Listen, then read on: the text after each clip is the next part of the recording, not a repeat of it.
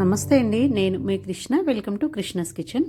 ఈరోజు కృష్ణస్ కిచెన్లో వచ్చేసి ఈవినింగ్ స్నాక్స్గా పిల్లలకైనా పెద్దలకైనా చాలా ఇష్టంగా తింటారండి. ఒక కప్పు బియ్య పిండితోటి క్రిస్పీగా కరకరలాడుతూ స్నాక్స్ తయారు చేసుకుందాం. చాలా చాలా బాగుంటాయి. పిల్లలు స్కూల్ నుంచి రాగానే ఇలా చేసి పెట్టామంటే ఇష్టంగా తింటారు. ఒకసారి చేసి పెట్టుకున్నామంటే మనకు 20 days వరకు నిల్వ ఉంటాయండి. చాలా బాగుంటాయి.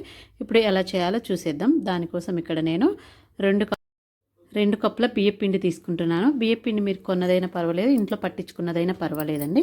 2 కప్పుల బియ్యపిండి తీసుకొని మనం ఏ కప్పుతో అయితే తీసుకుంటున్నామో అదే కప్పుతోటి వాటర్ కూడా తీసుకోవాలండి. ఇప్పుడు స్టవ్ మీద ఒక ప్యాన్ పెట్టుకొని మనం 2 కప్పుల బియ్యపిండి తీసుకున్నాం కదా, 2 కప్పుల వాటర్ వేసుకోవాలి. మనకు పిండికి కరెక్ట్గా సరిపోతాయి అన్నమాట. 2 కప్పుల వాటర్ వేసుకొని అందులో కొంచెం చిన్న టేబుల్ స్పూన్ అంతా నెయ్యి వేసుకోండి. మీకు నెయ్యి వద్దనుకుంటే నూనె అయినా వేసుకోవచ్చు, లేదంటే డాల్డా అయినా వేసుకోవచ్చు అండి. ఇలా వేసేసుకోండి. ఇప్పుడు ఇందులోనే తగినంత ఉప్పు వేసుకోండి. మంట కొంచెం మీడియంగా పెట్టుకోండి. ఇందులో ఇప్పుడు 2 టేబుల్ స్పూన్ల వరకు నువ్వులు వేసుకోండి. మీ దగ్గర నల్ల నువ్వులు ఉంటే అవి కూడా వేసుకుంటే టేస్ట్ చాలా బాగుంటుంది. ఒక 1/2 టేబుల్ స్పూన్ వరకు జీలకర్ర వేసుకోండి. 1 టేబుల్ స్పూన్ అంతా చిల్లీ ఫ్లేక్స్ వేసుకోండి. మనం ఎప్పుడు కారం వేస్తాము కదా, కారంకి బదులు ఇలా చిల్లీ ఫ్లేక్స్ వేసుకుంటే టేస్ట్ అనేది చాలా బాగుంటుంది. ఇలా అన్నీ వేసుకున్న తర్వాత వాటర్ మరిగించుకోవాలి. వాటర్ మరిగిన తర్వాత ముందుగా బియ్యపిండి వేసుకోవాలి. బియ్యపిండి వేసుకొని ఆ వాటర్లో మంచిగా కలుపుకోవాలండి. ఉండలు లేకుండా మొత్తం మంట సిమ్లో పెట్టుకొని బాగా కలుపుకోండి. ఇంకా మనమేం దీన్ని ఉడికించక్కర్లేదండి. ఒకసారి ఇలా కలుపుకున్న తర్వాత స్టవ్ బంద్ చేసేసుకొని మొత్తం ఆ పిండి అంతా బాగా కలిసిపోయేంత వరకు కలుపుకోవాలి. ఇలా చేసుకోవడం వల్ల మనం చేసుకునే స్నాక్స్ మంచి క్రిస్పీగా పొంగుతూ వస్తాయండి, కరకరలాడుతూ చాలా బాగుంటాయి. ఎక్కువ రోజులు ఉన్నా కూడా స్మెల్ అనేది రాదనమాట. ఒక రకమైన స్మెల్ కూడా రాకుండా ఉంటుంది. చూడండి, మొత్తం ఇలా కలిసిపోయింది కదా, తీసి పక్కన పెట్టుకొని దీన్ని ఒక 10 నిమిషాల పాటు బాగా చల్లారనివ్వండి. ఒకవేళ మీకు పిండి ఇప్పుడు గట్టిగా అనిపిస్తే చెయ్యి వాటర్లో తడుపుకొని బాగా కలుపుకోండి. ఇప్పుడు ఇందులో నేను 1 టేబుల్ స్పూన్ చిల్లీ ఫ్లేక్స్ వేసాను కదా, కొంచెం కారం మీకు కావాలి అంటే మొత్తం చిల్లీ ఫ్లేక్స్ వేసుకోవచ్చు, లేదంటే మొత్తం కారమైనా వేసుకోవచ్చు. నేను చిల్లీ ఫ్లేక్స్ కొంచెము, కారం కొంచెం వేసుకున్నాను. ఇలా వేసుకొని ఒకవేళ మీకు ఇప్పుడు ఉప్పు కూడా సరిపోకపోతే ఈ టైంలో కలిపే టైంలో అడ్జస్ట్ చేసేసుకోవచ్చు. ఒకసారి మనము గట్టిగా ఉంటే చేతికి వాటర్ తడుపుకుంటూ కలుపుకోండి, సరిపోయిద్దండి. మరి కొంచెం లూజ్గా ఉన్నా కూడా మనకు ఆయిల్ అనేది ఎక్కువ పీలుస్తుంది. ఒకసారి మొత్తం ఇలా బాగా కలుపుకోండి, కింద వేసుకొని బాగా కలుపుకోండి. అప్పుడే మనకు చాలా బాగా వస్తాయి. ఇలా కలిపేసి పక్కన పెట్టుకోండి. ఇప్పుడు వీటిని చిన్న చిన్న ఉండలుగా చేసుకుందాం. మనం చిట్టి చేసుకుంటాం కదండి, ఎప్పుడు చెక్కల్లా కాకుండా ఒకసారి ఇలా ట్రై చేయండి, చాలా బాగుంటాయి. ఎప్పుడు చేసుకునే చెక్కల్లాగా కాకుండా చిన్నగా ఉండలు చిన్నగా చేసుకోండి. అన్ని ఉండలు ఇలా చేసేసుకోండి. అప్పుడు మనకు ఉండలు ముందుగానే ఉండలన్నీ చేసి పెట్టుకున్నామంటే చేసుకోవడానికి ఈజీగా ఉంటాయి.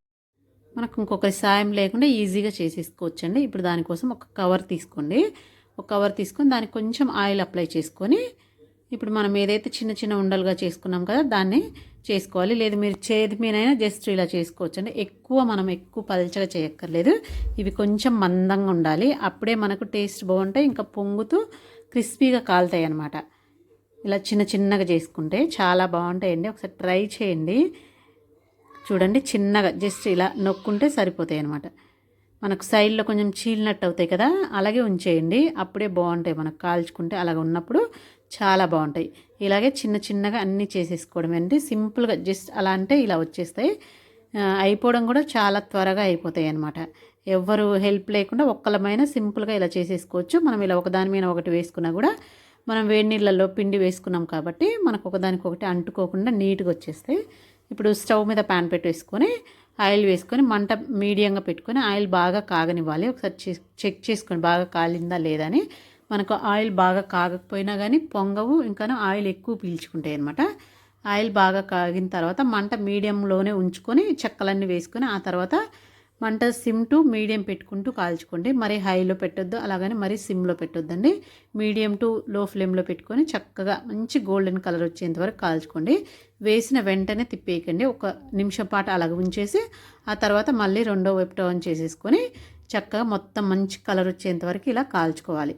అప్పుడే చిన్న మంట మీద కాల్చుకుంటేనే మనకు మీడియం మంట మీద ఇవి క్రిస్పీగా వస్తాయి అన్నమాట. చెక్కలు అనేవి చాలా క్రిస్పీగా చాలా బాగుంటాయి అన్నమాట. అప్పుడు మనకు ఆయిల్ బాగా కాగిందంటే పొంగుతూ వస్తాయి.